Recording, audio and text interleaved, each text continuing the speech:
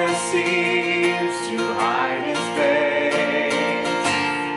I rest on his unchanging grace. In every high and stormy gale, my anchor holds within the veil. My anchor holds within the veil. Christ alone, cornerstone, we made strong in the Savior's love through the storm. He is Lord, Lord of all. He is Lord, Lord of all. Christ alone, cornerstone, weak made strong in the Savior's love through the storm. He is Lord, Lord of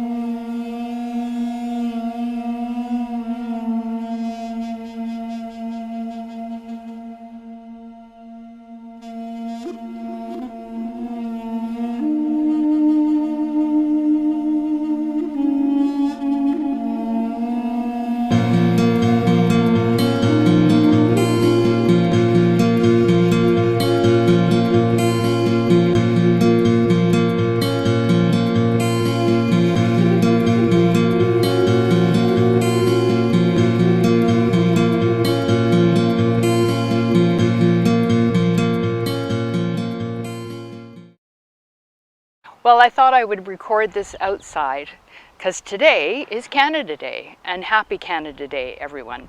I wore my Canada Day t-shirt even for this. I was listening to a gentleman this week, a Father Michael Renninger. He's a priest in Richmond, Virginia, but he was telling this story about when he was young. He was a child. In fact, he was about 8 years old when they moved to rural Pennsylvania. They discovered that they had a farmer for a neighbor. He had some sheep, he had some cows, he had some animals, but they didn't discover that he had 2 donkeys until the next morning, when their whole family was woken up from the braying at 5 a.m. of these 2 donkeys, and they cried and brayed until 6:30 the next morning, 6:30 in the morning when they were fed. He was riding his bicycle later in the day and he came across the farmer, and so he asked about the donkeys. Well, first of all, he discovered, and I can't make this one up, that their names were Comfort and Joy. He was old school, and so he would hook these donkeys up to a mechanical scythe, and he would use them to cut the hay and the wheat in his fields. The 2 would be yoked together to pull it, and as you can imagine, it was kind of hard to be his neighbor, because every morning they heard this braying of these donkeys, morning after morning, all summer long.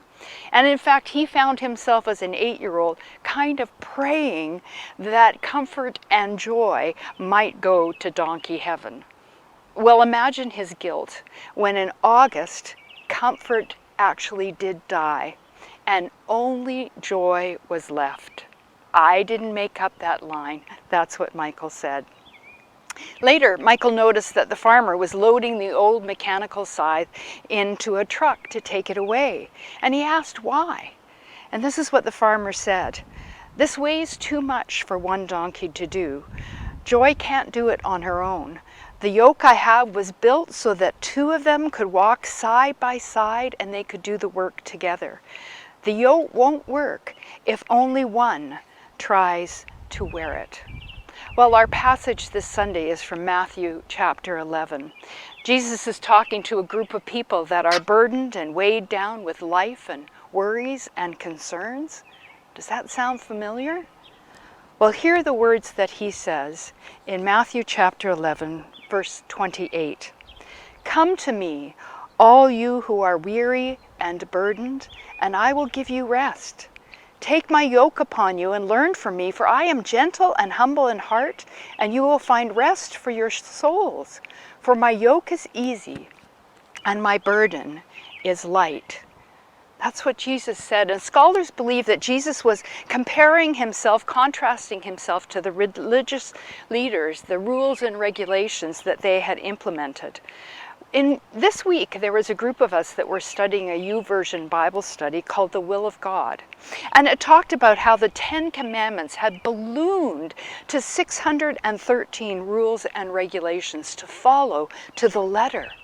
They were told that the consequence of not following them was that God was going to be angry and God was going to reject them. Religion had become a burden. Pleasing God or serving God was a difficult yoke. Yet in contrast, Jesus was telling them that serving the Lord should bring comfort and joy and freedom. So Jesus was calling them to believe in him, to accept this new kingdom, this new covenant to come, to follow him. And he assured him, and assured all of them, that his gospel, his yoke is possible to follow because they don't do it alone. These 2 donkeys in Michael's story, Comfort and Joy, the 2 of them were strong enough together. In fact, the yoke was designed for the 2 of them to walk together. The yoke was shared. And that's what Jesus is offering us. As we've seen in these last few weeks when we've been studying Matthew and Jesus was sending his disciples out, he was reminding them that discipleship was not easy, that they would have challenges. But he assured them that they were not to fear, that they were not alone, that God sees the sparrows, he sees them and he cares so much more for us. At this time when many are facing challenges and burdens and troubles, if we are yoked to Christ in faith, He will help us to carry it. But also, isn't that the beauty of what church is to be? We two are yoked together through our mutual love of the Lord. We are called to help each other. We are called to share each other's burdens. And I think it was beautifully portrayed on Monday night with our drive-through shower. Now, this is not what Daniel and Kathleen had envisioned as the time approaches for their wedding and their marriage. I am so grateful to Debbie Stickland for your creativity and your commitment. Thank you, congregation, for waiting in that line in order to share in their joy and thus bring comfort, reminding them that we are with them in and through all of this. That's exactly what Jesus is calling us to do, to help each other. So hear our commitment, friends of this congregation. We are with you, Lydia. We are with you, George and Barbara. We are with you, Ann Leach and your family. We are with you, Catherine Rudder. We are with you, Angela, facing surgery. We are with you, frontline workers. We are with you, Mississauga Temple daycare workers preparing to receive children again. We are with you, those who are struggling emotionally through this time of COVID, those who would feel alone, and so many other situations that people are burdened with. We are with you. The people of God are with you. God doesn't fix all the struggles in this life. In fact, He assures us that we will have troubles, but that He has overcome the world. And He commits to yoke Himself to us and all His followers when we face burdens of any kind. Will you hear these words again from Jesus? Come to me, all you who are weary and burdened, and I will give you rest. Amen.